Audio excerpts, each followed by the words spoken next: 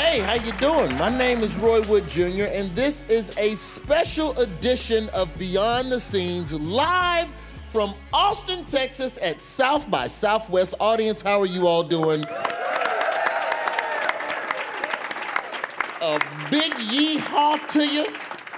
If you don't know, we are the podcast that takes segments and topics that we've discussed on The Daily Show, and we dig into those topics a little bit deeper. Like, this is what this podcast is about. See, I like barbecues. We're going to explain this podcast like barbecue, okay? This podcast is like that white piece of bread under the ribs that's soaked in the sauce. You know, you came for the ribs. You know, that's Trevor Noah. Trevor Noah the ribs. But then after you had the ribs, you're like, you know what? That little piece of bread was pretty good, too. That's some good-ass bread. So that's what this podcast is. Today, we're going to be breaking down the topic of what it means to be black in media. Specifically, we're talking about journalists, and we're also talking about correspondents and their role in the newsroom. The newsroom, we all know it's a predominantly white place. And what is it like even pre-George Floyd and post-George Floyd, and even pre-Trump and post-Trump, in an era where people are already anti-black, but to add anti-media on top of that, some of the struggles that people deal with in that regard, and also some of the solutions. And I'm very curious when I get to the panel on how they are able to release some of that stress. So with that aside, it is my pleasure for us to meet our panelists today. Our first guest is the moderator of Washington Week on PBS. She is also the Washington correspondent for NBC News. Ladies and gentlemen, Yamiche Alcindor. Happy to be here. Excited to be here. Oh, thank you. Swing your microphone around. Swing your microphone. Just a little. There we go. There we go. Can you hear me? Very we'll excited pick it up to be and here. adjust it in a second there. This next brother on the panel, the people listening can't see this amazing leather jacket, but that is definitely an amazing Texas jacket right there. They don't let you wear that on CBS News when you're anchoring. You know him from CBS News and CBS Mornings, where he's also a correspondent. Ladies and gentlemen, Vladimir Duthiers. Please give it up. What up? Hi, everybody. And our last panelist is someone that is now in the correspondent space, and she's been in there in some capacities in the past for a lot of various positions all across Washington, all over the aisle. But now you will know her on May 7th with her new show on MSNBC and Peacock. It will debut in May. She is Symone D. Sanders. Yeah. Greetings, happy to be here. Now, before we get into the conversation with the panel about what it means to be black in journalism, like I said, Beyond the Scenes is a show that's derivative of topics that we have already breached on The Daily Show. So let's roll a quick clip of the last time I talked about what it means to be black in media. This clip is from 2016. When you're blacking on TV, people say awesome stuff to you like this. The post-colonial victim, I don't get it, sorry. Yeah, no you don't, fake Gary Busey. And that ain't even the worst of it. Say you're a cocaine dealer, and you kind of look like one a little bit. He just said that out loud. Most people would have cussed that dude out, but if you're a black journalist, you gotta keep your cool. As do you. You look like a cocaine user, so yeah, we're even. Black journalists constantly have to bite their tongue. They come close to the line, but God bless them, they never cross it. Because if they do, then they'll be labeled an angry black man. You can't be emotional about anything. Black journalists keeping their together is one of the few things moving the conversation on race forward. So I salute the brave men and women of cable news, because best believe, if I was in your shoes, I wouldn't be able to hold myself back. I'm just tired of the police getting the brunt of everything that's going on inside the inner city of Chicago. You people who live in Chicago. You people.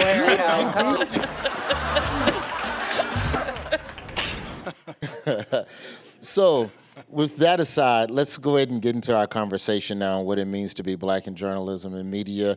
Symone, I want to start with you because, you know, Yamiche and Vladimir, I know that you all deal with a lot of that stress, but it's often in a construct where you can't exactly custom people out the way you want to.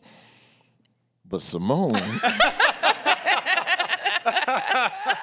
Because we've seen you on the various news talk shows, Symone, and you're very composed. I've never cursed. I'd like to point out. Has there been a time, though? For the record, I have never cursed. Obviously there have been times where I would like to curse, but I have never cursed because in the back of my head, I'm like, well, I want to come back to work the next day. I do remember very vividly there was a time where I used to be a commentator on CNN. I was a political commentator. And I've worked in all various spaces and places in the news, but at that time I was a political commentator after I worked for Senator Bernie Sanders in 2016 as his press secretary when he ran for president. That's where I met Yamiche. She was on the campaign trail. Yamiche was on the Bernie beat. My phone is filled with baby Symone pictures, by the way, just so you know. I have a lot of pictures of Symone standing next to Bernie Sanders. There we go. Traveled all over the country together with this one. And I'm on this panel on CNN. It was post-Charlottesville. And we're talking about, in the Trump era, you talked about things like white supremacy every day and, racism. And you argued about whether it was real, which is kind of insane given what we have all witnessed and seen in our televisions, CC January 6th.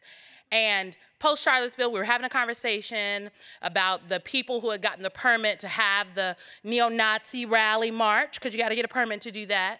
And the gentleman that I was on with, former Attorney General of Virginia, Ken Cuccinelli, he told me to shut up. He said, Symone, will you just shut up for a minute and let me talk? And I was like, and then Chris Cuomo was on in the morning at that time, and I remember Chris saying, oh, now, Ken, we don't talk to people like that. And I was like, he sure doesn't talk to me like that. No, he doesn't. You can shut up. Like, you're trying to excuse white supremacy on this program, and I will not stand by and let it happen. And he's like, well, how do you get them to stop talking? I'm like, them, they, I'm right here, Ken. That was an excuse. Look at even how they got the permit. And can I finish, Symone? Will you just shut up for a minute and let me finish? Pardon me, sir. You don't get to tell me to shut up on national television. Hold on. I'm sorry. Under no circumstances do you get to speak to me in that matter. You should exhibit some decorum. Ken, stay civil. Hold on, guys. Both of you stop for a second. Symone, and under no circumstances. Ken and Symone, hold on a second. You need a reset. You need a reset. It was crazy. It was crazy. It was so crazy. So that was a moment where I am glad that no curse words came out of my mouth, because that is not okay for morning television. It's not okay for television, period. But it was insane. What's the name of your book that you just wrote? My book was No, You Shut Up. Speaking truth to power and reclaiming America. Then took his line and flipped them lemons into lemonade. Now, Yamiche, you have been, covering Washington for quite a while, and you have had some things said to you. We can let's just start with Trump. And in the thick of just asking very valid questions, very basic, rudimentary level, reporter to leader of the free world questions, and you've been called, I want to get this right, and I'm quoting them, you've been called by the then president, racist, nasty, untruthful, and you also told to not be threatening. How do you keep your composure in those moments when you are having nasty interactions, not just with Trump, but with anyone within the administration that is trying to shoo you away or dismiss questions that represent the valid concerns of the public? How do you keep your composure? Because that composure is an important ingredient in being able to do your job every day. There are a couple ways that I deal with that, and I think there are two big ways. The first is that I want to keep my job, and I think that as a Black woman, you get this muscle that you have learned to use over and over again because people say crazy things to you all your life. So, but long before Trump called me nasty, someone told me I wasn't pretty enough to be on TV. An editor told me I wasn't smart enough to be in their newsroom. I didn't look confident enough to be a reporter. Black people everywhere walking around do all sorts of things to make sure that they survive interactions with the police, that they survive interactions with their supervisors, that they survive interactions at the hospital. So I think, honestly, when I think about sort of how I was able to keep my composure, it's that as a Black woman, I had used that muscle so many times. Now, I will also say that my mother is a hot-blooded Haitian lady, and she was like, whose daughter are you? Like, I don't understand how Trump is screaming at you and you're coming back and being like, sir, do we have enough tests for COVID or not? But the second part of that question is that when I think about March 2020, people were scared. And I could feel it in my bones that we were a country who needed answers. We needed to know if our grandmother got sick, was she gonna have a ventilator? I wanted to know if their states needed more masks, were we actually able to provide them that? I was having family members call me up who were getting fired from dry cleaners, makeup artists who didn't have jobs, my mother who was working in the school systems, she was retired now, but I was thinking about all of those people and thinking they're watching TV and like, while it might be funny to see kind of this caricature of a president screaming at people, in reality, people were like, okay, but are we, like, apart from all this craziness, are you ready or not? And that was like a question that I kept on asking, and I wanted to keep asking because I think that we as a nation needed answers. So I think it's that it's the double consciousness that Du Bois always talked about. It's one, having sort of the real responsibility of a journalist in my mind, but also just being Black and really realizing that I know how to survive frankly crazy people screaming at me, and especially crazy, powerful men screaming at me. I'm like, it's one of those things you just go, oh, yeah, that makes sense. You've been disrespected for so long that's just some new disrespect. Vladimir, when you got into journalism, were you aware at the time, you know, how much backlash there would be with where we are now in media and the role that your race plays into being able to either cover or not cover a story or dealing with the bullshit in the newsroom? Yeah, because for me, what Yamiche described is as a muscle. For me, I've always equated it to I absorb body blows, and I've always likened myself to Muhammad Ali facing George Foreman.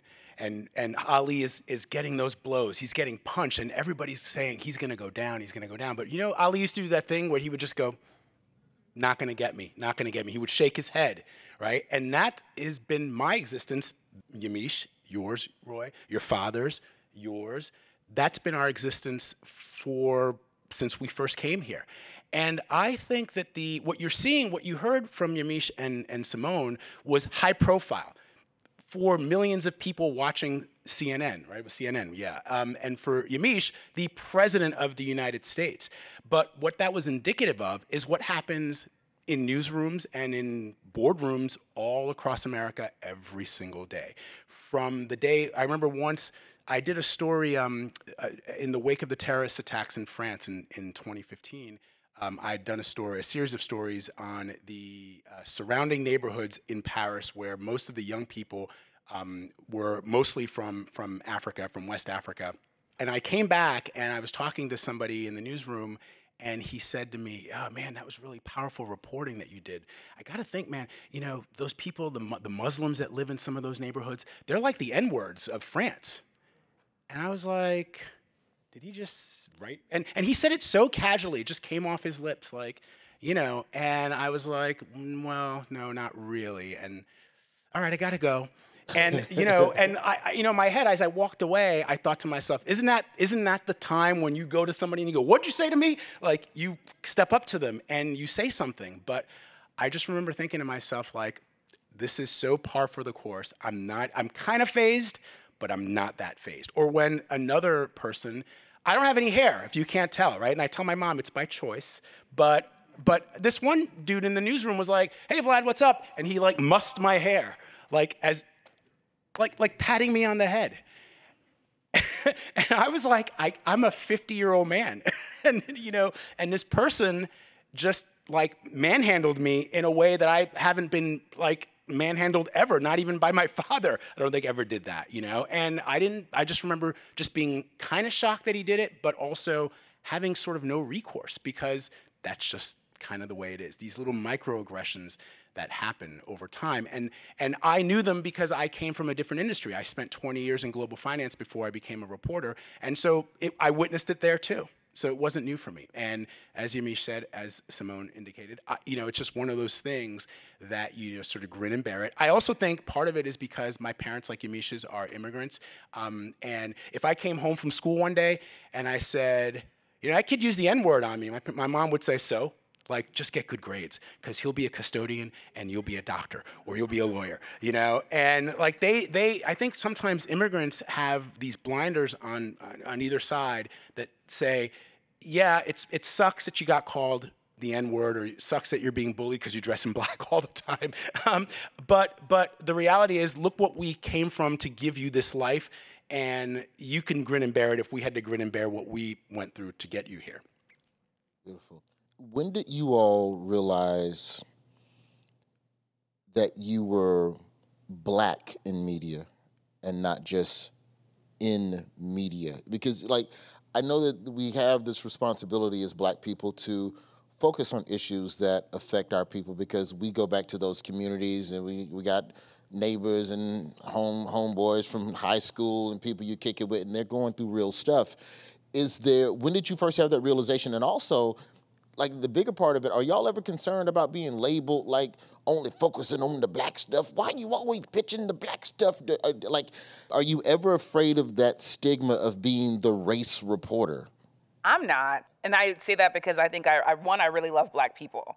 So, and I was raised by Haitian immigrants who really taught me to love the history of black people. Haiti being, the first country in the Western Hemisphere where enslaved people wrestled their freedom from white masters, kicked them out of the country. We've been having all sorts of issues after that. But the pride that you get from growing up Haitian, for me, has made it so that I'm unequivocally invested in telling stories about immigrants and black people, while also making sure that I'm gonna have to tell stories about Ukraine and China and all the other stuff. I had some well-meaning mentors, well-meaning people, black people, who told me, be very careful about telling too many stories about black people because you'll be pigeonholed, because they had their experiences. Sometimes they were the first black reporter at the New York Times or other places where they could not do anything but tell stories about black people. I'm lucky that while I've had some interactions with editors who say, you need to be really careful, I've had a lot of editors who say, no, we understand that you have an expertise and you should do that. I think about Trayvon Martin. So I was in my 20s when Trayvon got killed, and I was in a newsroom at USA Today, and we were having this national conversation about whether or not Trayvon was a troublemaker, was he a bad kid?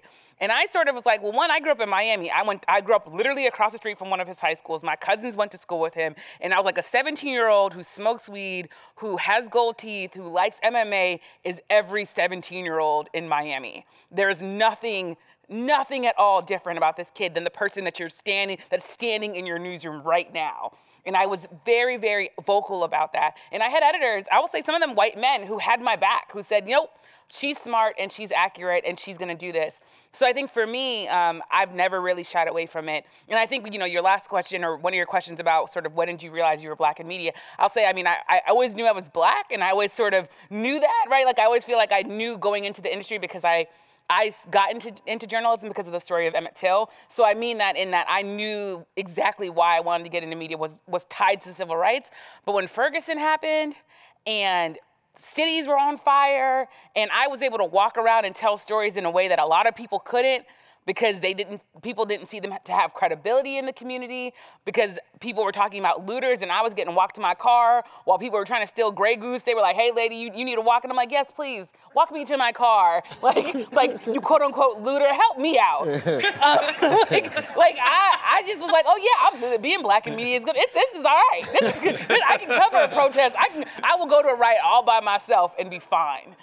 Yeah, like Symone, like even with your MSNBC show, as you start to shape what the conversations are that you focus on week to week, does that sit in the back of your mind of where does race play a role in the things that I'm passionate about, or opinions be damned about what you think about the types of stuff that I want to talk about?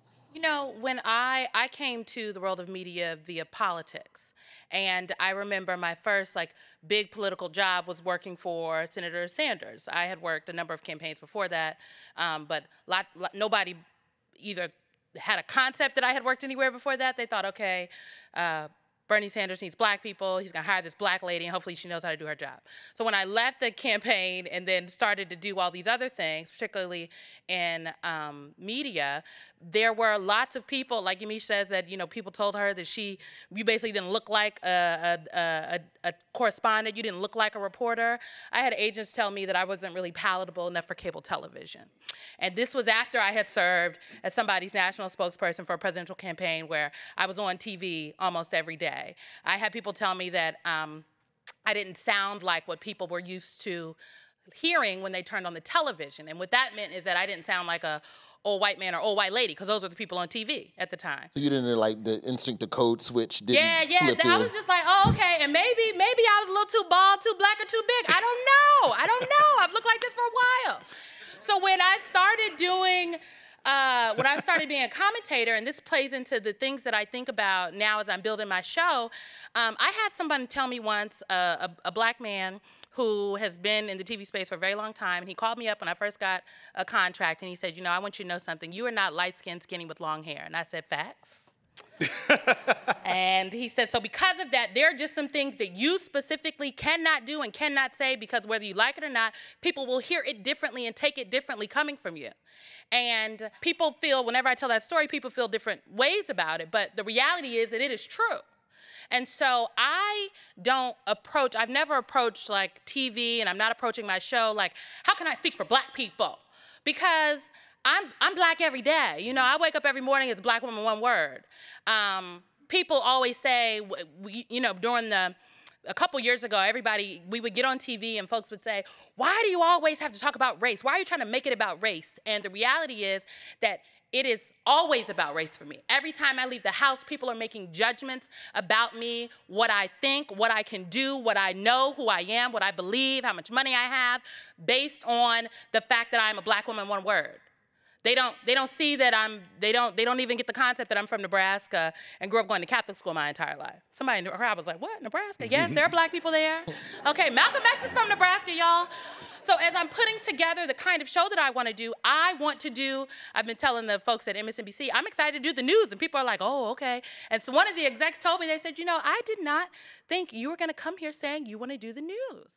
I thought you were going to say you want to tell people your story. And I was like, okay, well, I want to do the news because— Did you do the head? Yeah, I did the head. Tell people your story. And I think it's great that I'm surprising people, because for so long, so many people that don't look like us sitting here have gotten to decide what the news is.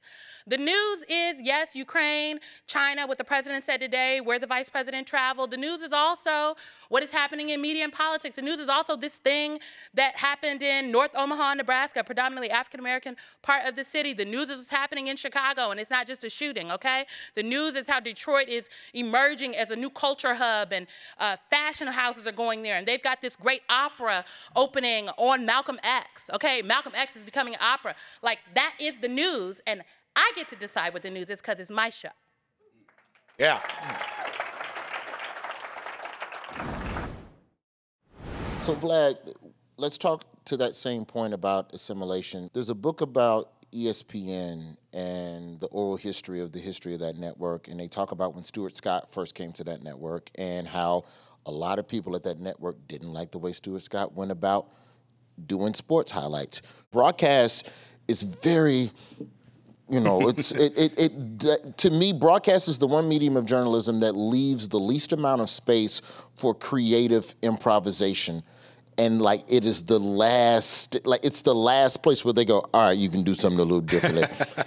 Did you ever run into that pressure, or were you ever pressured by people to not be the style of journalist that you are now?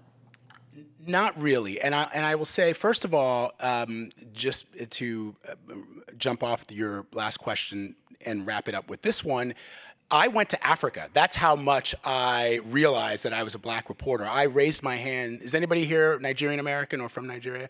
Yes. Okay. So CNN sent me to West Africa to Nigeria, to Lagos, Nigeria, to be their West Africa correspondent. And first of all, kudos to them for recognizing that it was important to have a black person telling stories on the continent, which I think is important, although there are obviously white Africans as well. And for me, there was something beautiful about telling stories about humanity, the same stories that we tell here: car crash, you know, a kidnapping, an agriculture minister that wants to, grow a certain crop in a country and make that a #1 export. Like, these are the things that in a normal world happen every single day, but in our country, they are tinged with this, with the things that we're talking about here. And it was so refreshing, can I just tell you, it was how refreshing it was just to be a reporter. And never, in fact, and this goes to your question, one of the things that I think has always been, and I'm very aware of this, and I've talked about this with other reporters, black reporters, reporters of color, is that even for me, I am sometimes, some of the things that Yamiche and Symone are talking about don't affect me. Why? Because I'm a man, number one. And two, because I'm also a light-skinned black man. And that has, when you're from a multi-ethnic background, you're in these two different worlds where you are probably the reason that one dude used the N-word around me is because somebody probably went to him afterwards. They were like, did you say that in front? Oh, I didn't know that. I didn't realize. I didn't realize that. Oh, And so, and even then when he said that, I remember thinking to myself, that could be one of the reasons that happened. And so that is my privilege. It's my lane of privilege that I have that these two young women don't have, and I recognize that as well. So to the question that you asked, Roy, about having to sort of code switch, Stewart was a trailblazer for everybody who's on television, like point blank. But, and from that, I took that, look, this is who I am. When I joined CBS News is the most traditional of the three legacy broadcast networks, I think. And certainly it is buttoned up, but I'm not that buttoned up when I'm in the field. When I'm reporting on terrorism, or when I was in Ferguson, that was my first big story for CNN, for CBS. I thought it was weird to be in the streets, interviewing people protesting every night and in a suit and tie. I was like, that doesn't make any sense to me. So I'm gonna dress like I would when I'm doing any story that requires, me to sort of be in the crowd, be with people, and to not stand apart from them. I don't want to stand apart. The reason I became a reporter is not to stand apart from people. I don't want to go into a situation, even a dangerous one, with security. I want to be my authentic self, and CBS News has allowed me to do that. And so I think that Stewart and people that came before him did sort of open up that door a little bit to allow us to not be like, when I first started working in news, people would say to me, when I got into the tracking booth, which is where you actually do your pieces and you're supposed to, they would say, hey, did you listen to that reporter, who's white, who's from, West Texas? Can you sound like that guy? And I was like, no. Oof. Because, first of all, why would you want that? Why would you want me to sound like that person? Why wouldn't you want me to sound like me? And eventually, what you do realize, to be fair, is that in the news business, they're always nervous about anybody that's new when you come into this news business. And they do kind of want you to behave a certain way that they know, quote unquote, works. And I remember a black producer saying to me, dude, don't worry about it. He's like, they're gonna go in there and they're gonna say, can you please sound like that person? Can you please sound like this person? Can you sound like, and then 6 months into the job, they're gonna be like to the next guy that comes in, can you sound like Vlad? Because that's what we want. And that ultimately is what happened, but it wouldn't have happened without people like Stewart. Okay, so to your point, Vlad, about having a black producer and being a black reporter, post George Floyd, right? We know what happened. Every corporation that we love black people. They found diversity dollars, honey. They found them. They found DE&I. We promised to hire all of the blacks that have done everything in this thing. That's some distinguished gentlemen. That's distinguished. These black people come work for us, and we love you. And we want you to know how much we love. Look, we put Black Lives Matter in our window of our building. How much of that? That's how they sound, Yamiche. How much of that corporate kumbaya that was happening in 2020 trickled down to your respective newsrooms for real and for positive? Have you all seen changes in your newsrooms with regards to staffing and the types of stories that you're allowed to cover? I will say for CBS News, I'm very proud of CBS. We have, first of all, our vice president of news just became the first black female network news president, Kim Godwin, FAMU. Yes. Every time I'm around FAMU people, I feel like I should have gone to FAMU. Yeah. Kim Godwin, who's now running a network, and of course, Rashida Jones at MSNBC, but at CBS News specifically, Terry Stewart, who's our executive vice president of news, is a black woman. Ingrid Cyprian-Matthews, who is in charge of all of news gathering for CBS News, is Afro-Latina. The producer of my show, the CBS Mornings, Shauna Thomas is a black woman. And you've got Gayle King on our air. You've got Jerika Duncan. You've got Michelle Miller. You've got me. You've got Jeff Pegues in Washington. Weijia Jiang covers the White House. I feel like we are one of the most incredibly diverse newsrooms in America. And can it be better? Of course, it can always be better, but there's there's an understanding that people like us, like myself, like Weijia, like Michelle, like Jerika, like Gayle, that we matter, and our perspective is integral to the jobs that we do as journalists for CBS News. So I'm very proud of that. I would echo, you know, I'm new to MSNBC. I just, I became a member of the family in January, and that was through the leadership of Rashida Jones, MSNBC Network president. And Rashida came up through the ranks. You know, she knows how to produce a show. Right. She knows how to line produce. She's an executive now with the perspective of so many various folks in the newsroom, and an executive that knows that there are lots of people that watch our network. And because there are a number of different MSNBC viewers, this is a place where you can go and get many things. She's investing in streaming and various voices. I mean, Ayman Mohyeldin has a show. When's the last time you heard somebody named Ayman Mohyeldin with a show? On television and on streaming, okay? She's found and hired excellent, great talent like myself. Folks like Yamiche, okay? Yeah. Coach Yamiche and brought the great Yamiche over. She got two jobs. Two jobs, okay. Yamiche got two jobs. Two jobs. She hosts a show and is a Washington correspondent. Joy Reid is in primetime. There's a black woman who has a show in primetime that people watch. Tiffany Cross has a show now on weekends. Like Jonathan Capehart hosts a show, The Sunday Show, on Sundays. Rashida Jones did that. And so I would just say that I think, let's not forget, I mean, on NBC News, it's Lester Holt that people are watching at night when they're watching their nightly news channel. So I agree with Vlad. It can always be better, but there have been people have to be intentional about seeing and hearing people both in front of and behind the camera. And I think that's why I'm so excited to be a part of MSNBC and the NBC Universal family, because I feel and see that every day. Like there are resources being put into talent to make sure that they are successful.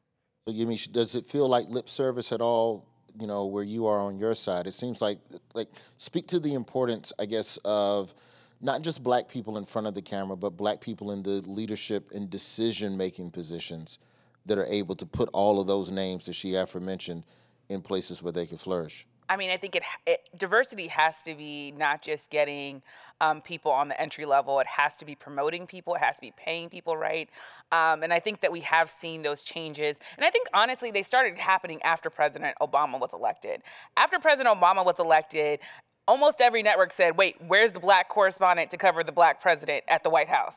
I was not there, but I talked to older black reporters, and a lot of people got to come up off of Obama. So I think that if you really think about it, that really started because people were like, oh, wait, how do we cover this guy? Like Barack Hussein Obama, where are the black people? and that's just sort of what happened. Hey, they had a meeting, and they were just like, listen, we got to get a black one because he's black. And he'll talk to the black ones, and we'll get better questions answered. Yes, I think that's exactly what happened. You're making an important point, though, because, I mean, you're making an important point. I used to work at the White House. I used to work for the vice president. I was her spokesperson. And I can tell you that not only at the White House, but on these campaigns, President Obama, it's like, oh, we need to do a meeting with the black press. We need to, what are we doing on black press? And it was so important to me that folks are not you're talking about reporters who are also black. Like when you're calling, Yamiche, you're not calling the black press. You are calling a reporter who is also black.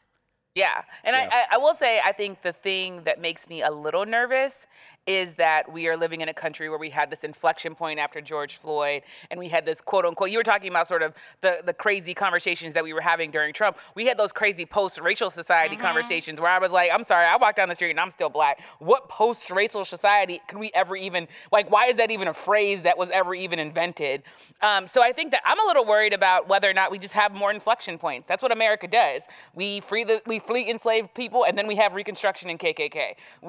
George Floyd gets strangled and murdered, and we have a conversation about diversity, and then critical race theory happens and we're banning books. I'm really kind of still watching sort of what America does But America historically has always done this thing where we think we're interested in diversity. Then when we really learn about what America was in 1619, we're like, ooh, we don't want to watch. We don't want to watch that. We don't want to learn about that, and that's tough. You know, I think that what's also been interesting to me is we all talked about how our newsrooms are incredibly diverse now.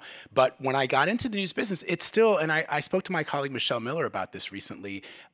My earliest mentors were white, and that just sort of speaks to how the change has happened, you know, very rapidly in the last, 5 or 6 or 7 years.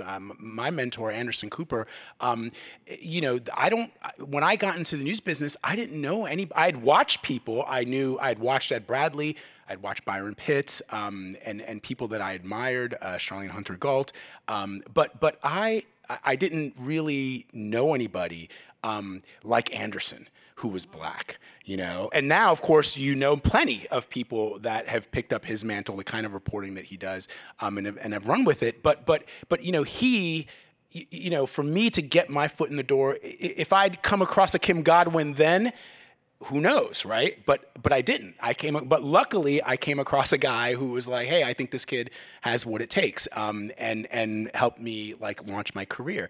And I cannot imagine, as somebody who I adored Ed Bradley. I wanted to be Ed Bradley or Gordon Parks. Those were my two guys. I want to either make films like Gordon Parks did or be like Ed Bradley. And I can't imagine what it was like for Ed to be in the newsroom in the 1960s and the 1970s when he was the only one. I spoke to Connie Chung about what it was like to be the only Asian woman. Yeah, Connie has some great stories if you ever want, she's writing a book, but I spoke to her about what it was like, and she actually had insights because she knew Ed back in the day, back in the early 1970s and the late 1960s when she was just, a young reporter. There's a very famous photo. It's of Connie Chung. She's only probably in her 20s, and she's covering Watergate. My wife, who's Asian American, has this photo as like her background, her wallpaper. It's this photo of all these white men in ties and cigars and cigarettes, and they're all on the phone and they're hustling, they're reporting. It's during the Watergate hearings, and right in the middle of the room is a young Connie Chung, like looking up, and you Google this photo and see if you want to know our mood sometimes. That is the mood, right? Because it's like you're surrounded by a lot of these people and you're the only one sometimes, and that's changing, but that's how you sometimes feel. And that's why those people that came, like your dad, Roy, I cannot imagine what it would have been like to try to be the only one and to try to raise your hand and say to a network president or to an executive producer, this is the story that I think we should cover, and have them say, yeah, it seems like kind of a black thing, like an urban thing. I don't think so. My father used to tell me that's part of why he always wanted to be out in the field, so he wouldn't have to put up with stuff in the newsroom. In the newsroom. He was just like, you know what, just send me to the civil rights rally. I'd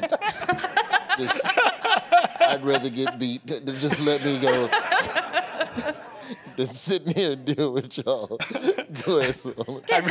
I'd rather take a billy club to the head than have to deal. My father was embedded with black platoons in Vietnam that were dealing with race. He said, send me to Vietnam on the front lines with a tape recorder. I would rather cover that than be in this room with y'all. Wow. That says everything. I mean, it really that says does, it all. right? We need to put that on a T-shirt. I think the point that Vlad made is an important one, in that it is not just on black people and people of color, that it's going to take intersectional work. Like, white people in newsrooms have to want to and do want to see the value and see the changing landscape and be invested and be a part of that. Everybody that works on my team as I'm building my show at MSNBC is not black. I've had white mentors that gave me opportunities and chances. Amy Antelis at CNN is the person how I first got a contract. And I probably wouldn't be on anybody's radar to have worked on more presidential campaigns, let alone now have a show at MSNBC, if that white woman over there didn't think that, maybe I was talented. But it was Yvette Miley that also at MSNBC way back when, a black woman who invested. So I think I think a lot of times folks get into these, if it ain't all black everything. And yeah, we love a little all black. We love all black. But the reality is the world that we live in is not all black. And the problem is not all black. If you're going to fix an issue, I think about what Toni Morrison said. Oh my God, I mean, I love Toni Morrison. I can't believe they're banning her books. I can't even talk about it because I think about Toni Morrison, and she talks about the fact that if white people in particular, if they can only be tall if you're kneeling, if someone else is kneeling, then the problem is you, not black people. And I think that it has to be, it will never be people of color fixing the issues in America. It will always have to be an interracial solution because the problem is interracial.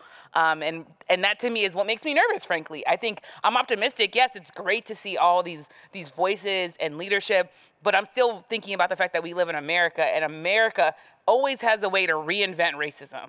Always has a way to figure out how to just change the rules on everybody. And I don't know. How do y'all deal with the stress of all of this? Like, here's a quicker question for you, Yamiche. You can tell the truth. It's just you and me up here. Do you read your Twitter mentions? I sometimes read them because, okay, so there are two things. I am a reporter who is constantly looking for stories, and I've found stories on Twitter before. I've also found people who've given me sort of feedback that I found to be helpful. I think that Twitter has increasingly, I think, over the pandemic gotten to be, especially because most of my social media is Twitter, has gotten to be a more angry kind of just place where I feel like everybody has PTSD because we've been living through this pandemic that just threw our whole lives up, and we're all walking around like we're okay because we zoomed our way through the problem, but everyone's kind of on edge in reality. And I think that Twitter has become a little bit more or less of a place that I want to be in terms of like checking my mentions.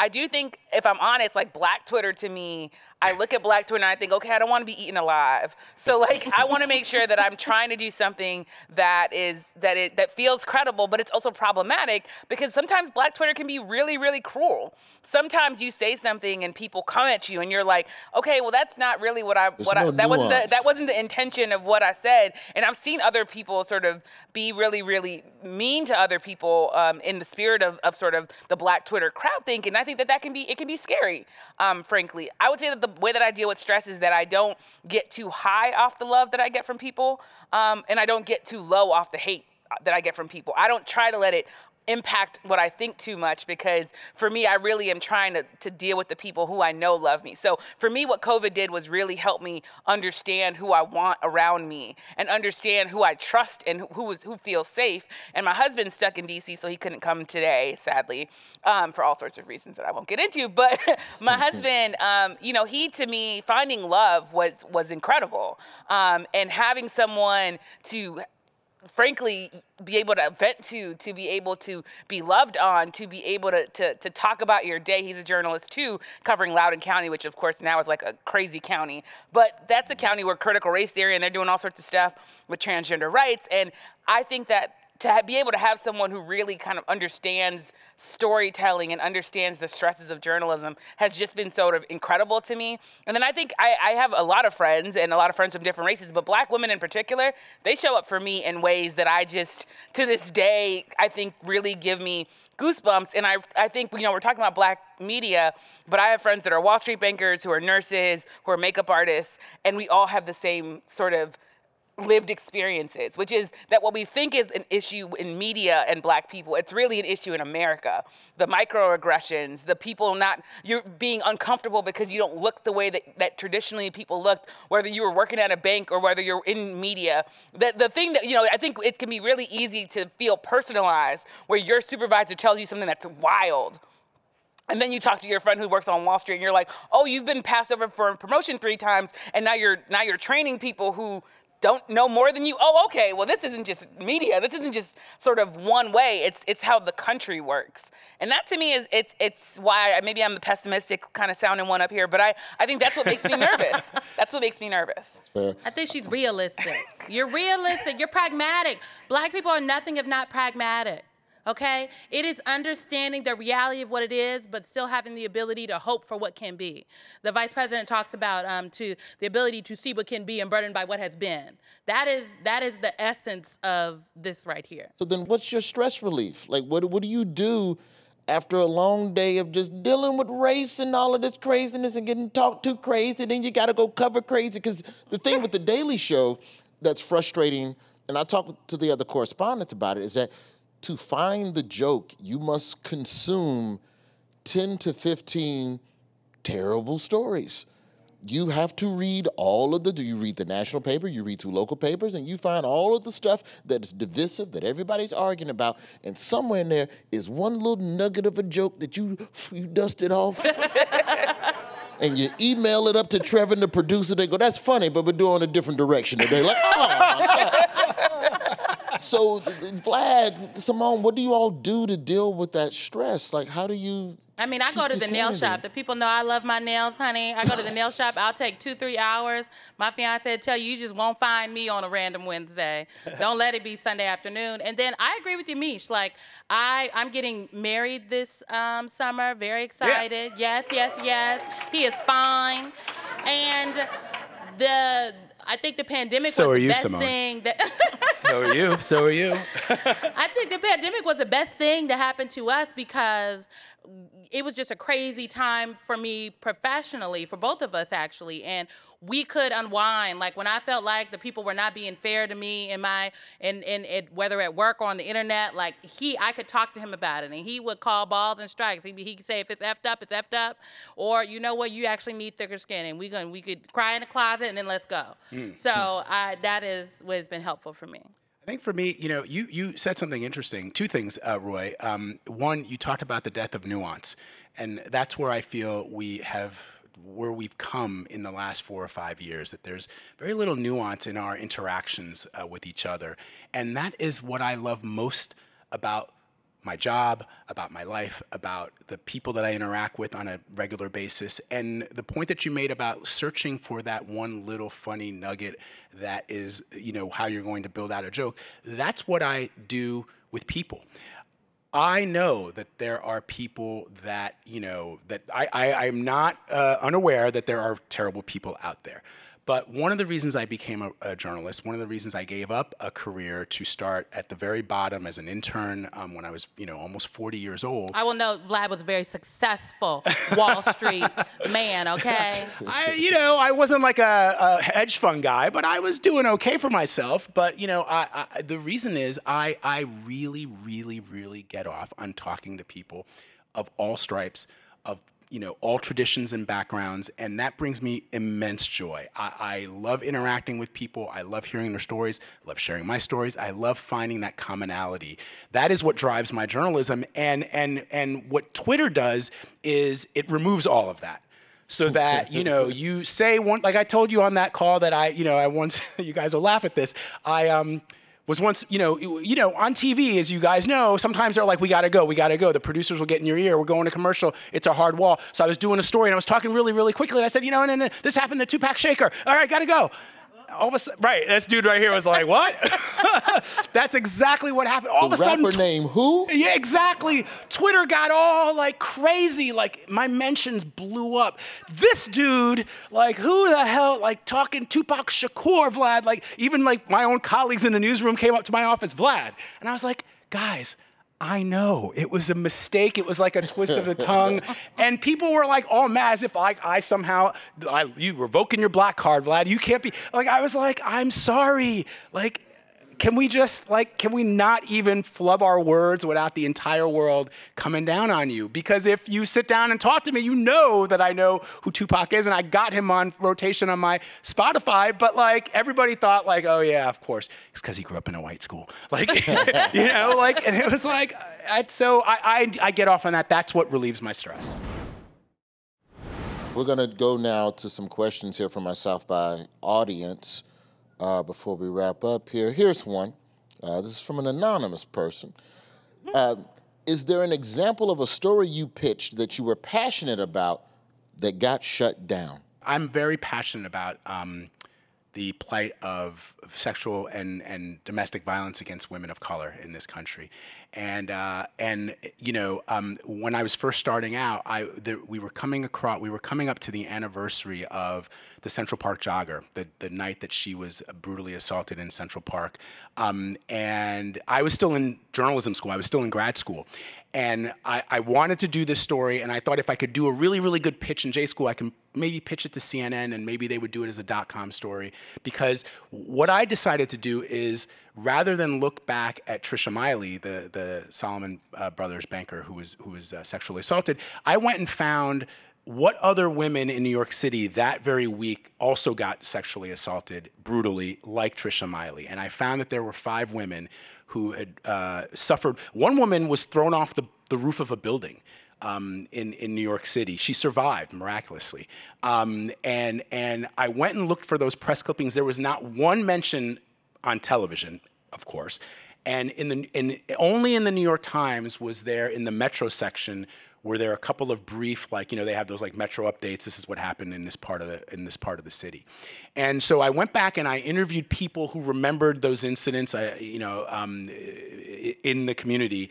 And we went back and we told that story, and then we took it from Trisha Miley, and then we said, okay, these 5 women, and then we started a whole sort of running commentary on the number of missing Black women that have, you know, gone missing over the last couple of years, and no one knows that was the name of the piece. No one knows their name, right? Because nobody knew the names of these women except the loved ones who are still mourning them. And I did the piece, and I was very proud of it.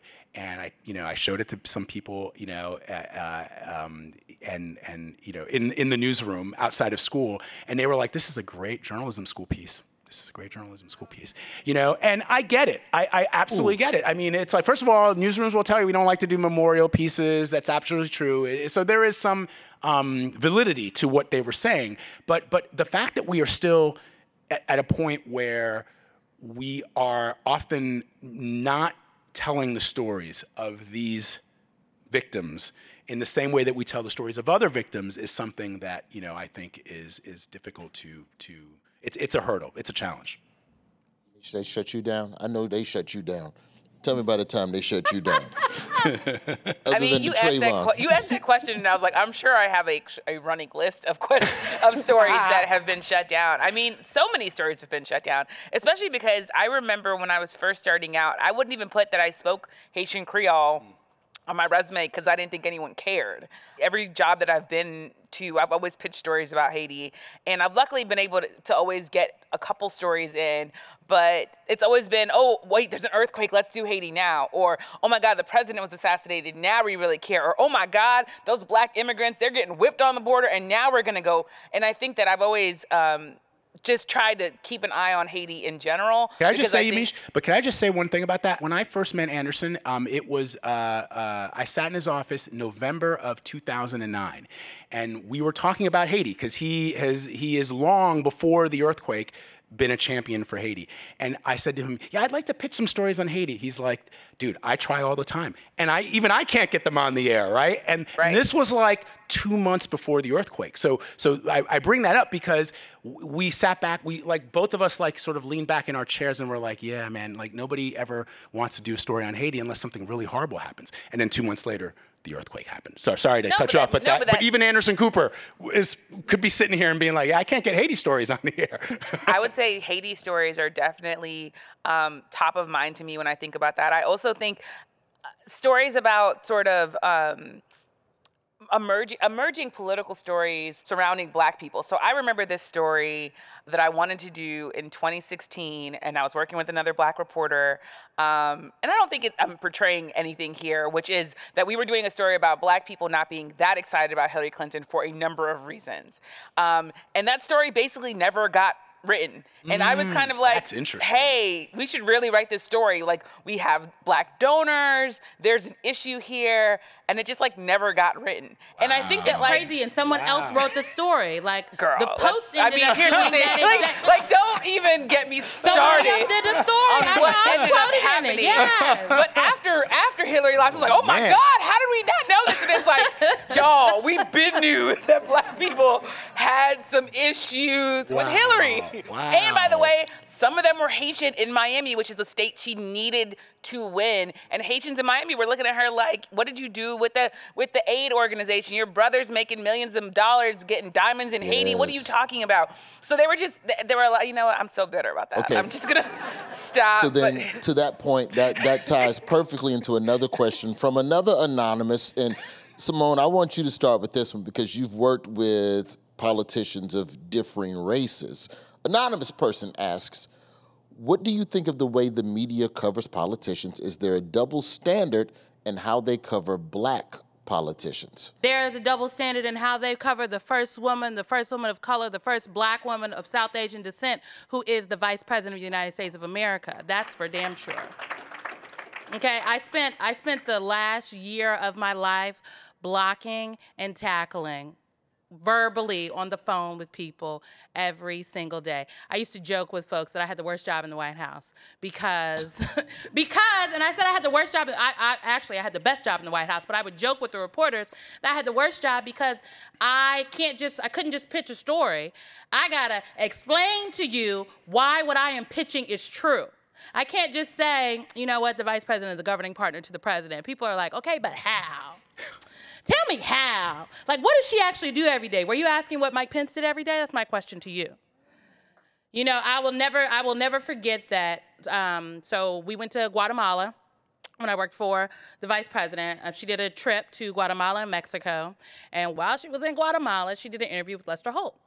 And everyone has seen this interview with Lester Holt. But actually, no, everyone has seen the clip from the interview with Lester Holt. People probably didn't see the actual interview.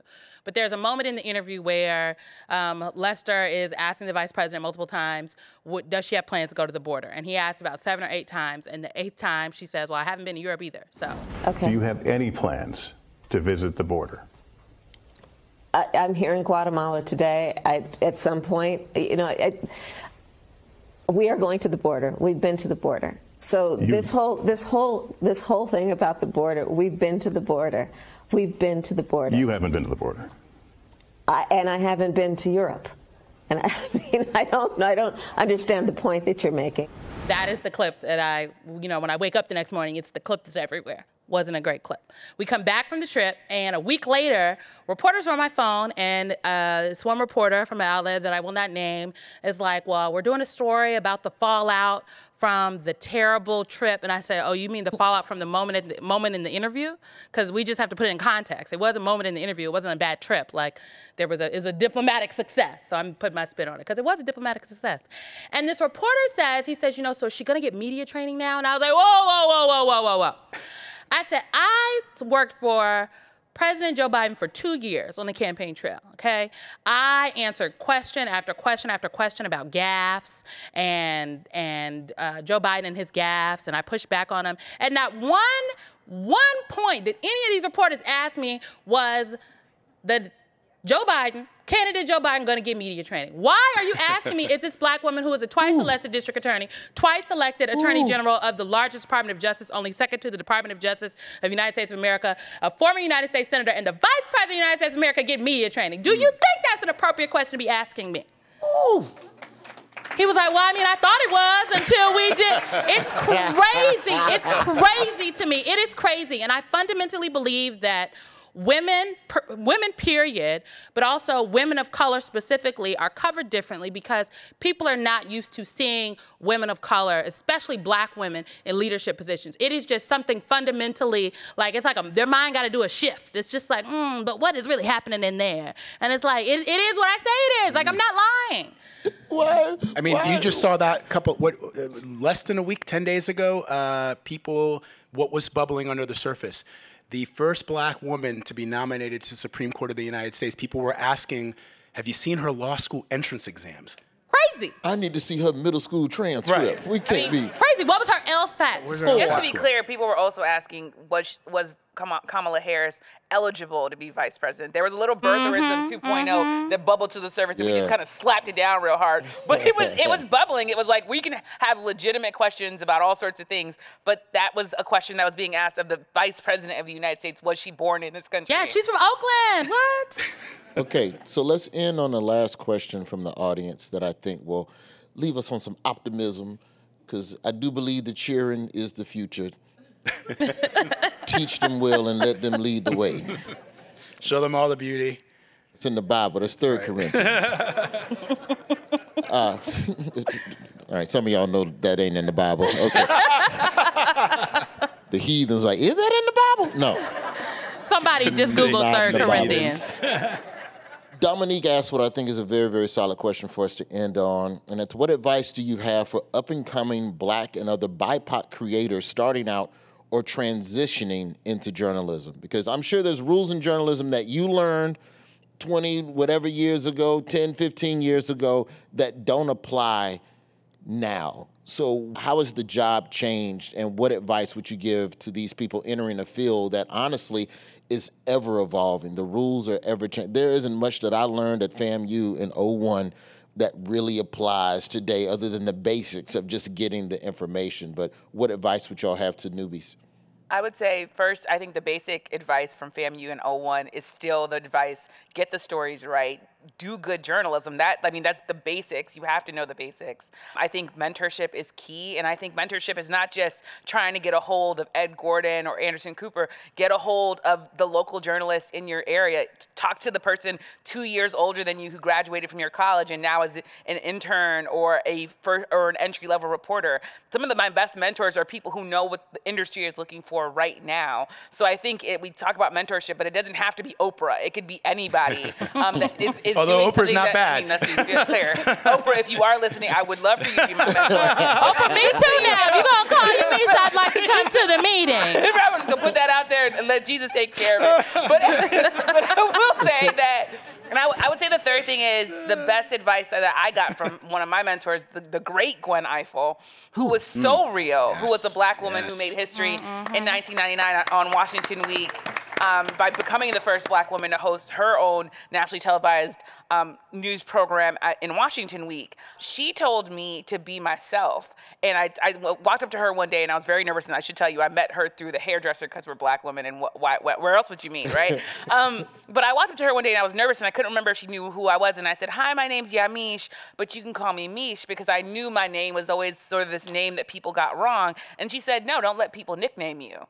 And it stuck with me to my core, because what she was saying is, go where you're going, but don't be able to recognize yourself when you get there. Don't just sell everything about you, and then you look up and it's like, yeah, I'm an anchor and I got my own show, but actually I look more like Lauren London than Yamiche, even though we don't look alike. But I don't want to, and she's a beautiful woman, but what I don't want is to look anything but like what I am. I'm not gonna straighten my hair. I'm not gonna become racially ambiguous to kind of let people sort of make me into something that I'm not. I want to be exactly who I am, and that's being intentional. And I was listening to a podcast with Lauren London, which is why she's on my mind, because she was just talking about the fact that life will chin check you. Life will do all sorts of stuff to you. But you have to, in some ways, and she said this, and it was so powerful, and I love Lauren London. She talked about being in a spirit of celebration, and meaning that when you see people getting stuff, be in a spirit of celebration for them. You see a snapshot of someone's life, and you think, why don't I have my own show? Or why am I not a correspondent? And it's like, what will be yours will be yours. And be very intentional about what you're going after, but don't lose yourself. Don't lose yourself and be backwards and trying to figure out all these different things. Like I said, people told me I was too pretty. I was probably too big and too Black for some people to put me on TV. Girl, now you hosting Washington Week, honey. And I was like, okay, Miche got 2 jobs. My mother, to me, one of my best mentors is my mother, who is like, wait, no, you look like me, so don't change anything. Because I like seeing myself on TV.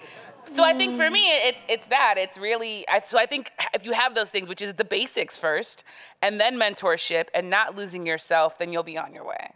Vlad? My message is a little darker, actually, even though you said you wanted to end on a light. Vlad, you're supposed to be cheering. I know. My message is for people who want to be journalists specifically, and specifically, I guess this is maybe geared to broadcast journalism. Don't do this job because you want to be on television, or you want to have a brand, or you want to elevate your profile. This job, no matter what beat you cover, whether it's entertainment or it's Washington or you cover wars, it is incredibly, there are journalists being killed all over the world who do this job. I take it very, very seriously. I know that generally on the feature pieces that I do, I'm fun and I'm bubbly and, and I love everybody. That's true. But, I've seen some stuff in my years as a reporter around the world that I'll never forget. I was in Sierra Leone and I was getting ready to interview the president there, and his press secretary said, you reporters, the typewriter, we don't have typewriters anymore, but he said, your typewriter is your AK-47. And it stuck with me because that is how the people with power see what we do.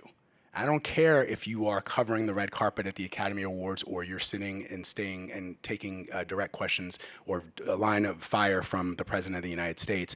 This is a job that carries with it an enormous responsibility. And if you can see yourself fitting in that and holding up that mantle and doing all the things that Yamiche said, the truth and the accuracy, that's important, but also just taking it seriously for what it is, which is a job that you must be prepared to lose your life for in the pursuit of truth and in the pursuit of the story that you're trying to tell, especially if you're holding people in power accountable.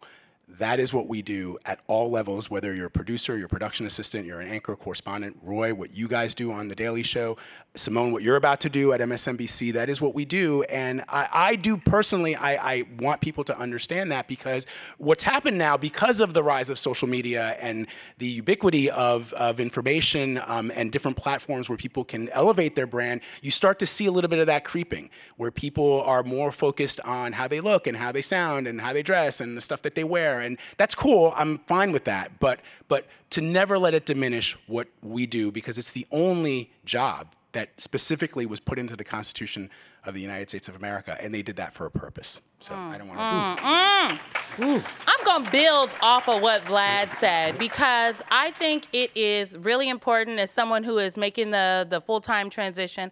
I think about being sure that I am authentic and I tell the truth, and that you do the work. And so I go to teleprompter prep. Yamiche walked past my office the other day, and I was like, girl, I'm practicing on the computer. I'm going to be in the studio next week. So that on May 7th, when you turn on MSNBC at 4 p.m., you're going to say, damn, that girl knows how to read that teleprompter. She really understood the back of that story. Or, wow, she really through the commercial so effortlessly, or, oh, she really thought about this segment. Like, I'm going to do the work. And there's always gonna be someone, a mentor told me this once, there's always gonna be somebody better than you, somebody smarter than you, somebody faster than you, somebody prettier than you, who went to a better school, who has more money. But you control if someone is able to outwork you. And there's one thing about me, you're not gonna outwork me. I get up early and I will stay up late. I will do the research myself. I will download the own packet. I will go out and call and pick up the phone and ask the questions, because I want to know. And I think that people that want to be in the media space, I used to hate when I would do college campuses and young people would come up to me and they say, I want to be a commentator like you. And I was like, oh, no, honey, I have an expertise.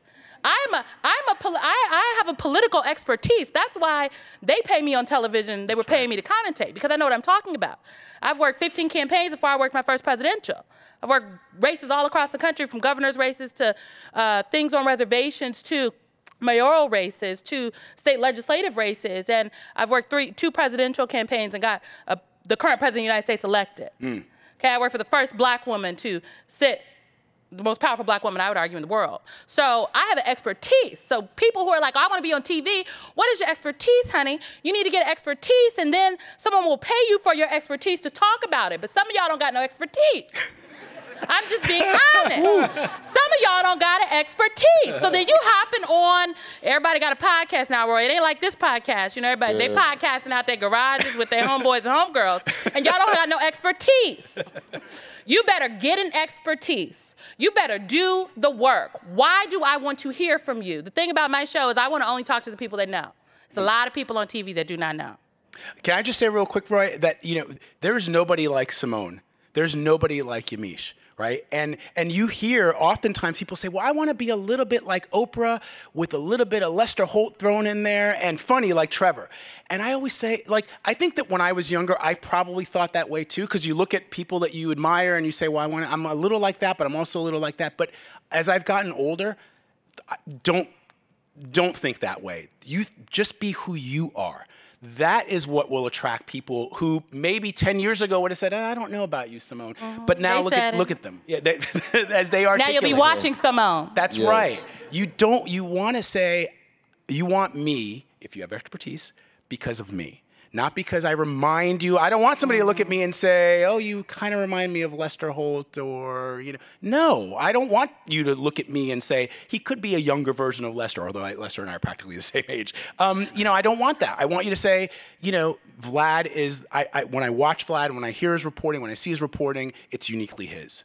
And that's what I think is important. I would add one thing. I think people need to take care of themselves. I don't take it lightly that I think a lot of people really are walking around with PTSD. I think that we are a country that lost more than 800,000, nearing 900,000 people. People died of COVID, but people died of heart attacks. People killed themselves. We all watched George Floyd get strangled to death over and over again if you watch the trial. I'm an emotional person, I think. And for me, I take things into my heart. When I'm telling stories or when I'm looking at people, I think maybe it's a blessing or a curse. I take a little bit of that empathy, that feeling with me. And that is a tough place to be, especially right now. It's a heavy, heavy, heavy time, which is why I think like Lauren London was on my heart because, you think about what she lost in Nipsey and you think about sort of what we've all lost in connection, in grief. I mean, I think take care of yourself, get counseling if it's counseling, get spa days, get your nails done, do whatever. Like, yeah, you do the work, but also there's nap ministry. I love this, and there's a thing called nap ministry, where literally the revolution is take a nap. And I was like, oh, you know what? I like that revolution. I'm okay with that. Oh, that's a nice because I think black people have, like we talk about being black in media, black people were denied rest. So give yourself some rest. Between gigs, I took 2 months off. I never take that much time off. And I was like, now I'm taking 2 months off. Like, I need the time. And I needed the time. And to me, I think I'm not shy about the fact that I think we should all be taking care of ourselves because you can grind and you'll get to where you're going, but you don't want to have a heart attack or kill yourself because you haven't really been able to take care of yourself or take care of the people that you love. You don't want to look up and then your mother passed away but you didn't even realize that she was sick because you were running after internships. So I think when I counsel my mentees, I used to say, oh, move wherever, do whatever. Yeah, you should still do that stuff. But also, I tell them, if you have a job and you really love your mom and the New York Times is offering you a job in your mom's hometown, don't feel bad taking that job and not running off to Ukraine and being on the biggest story right now. It's okay if you want to love your mom and work. That's okay. So I would say that that's definitely something that I definitely took away and that I learned the hard way in these last 2 years. Well, that means don't be coming up to Yamiche. You see her out at dinner with her husband. You just say, hey. You walk over, you ask for yourself, and you keep it moving. Don't ask her about that story she did yesterday or what the president is talking about. Get that lady her rest. Let her eat her dinner. Don't come up to me at the nail shop. That's as good a place to end as any. Thank you so much to this wonderful, wonderful panel. Yamiche Alcindor, Vladimir Duthiers, Symone D. Sanders, and thank you to you, the wonderful, wonderful audience of South by Southwest here in Austin, Texas. I'm Roy Wood Jr., and hopefully I've taken you beyond the scenes. All right, Roy. Yeah. Yes. Good times.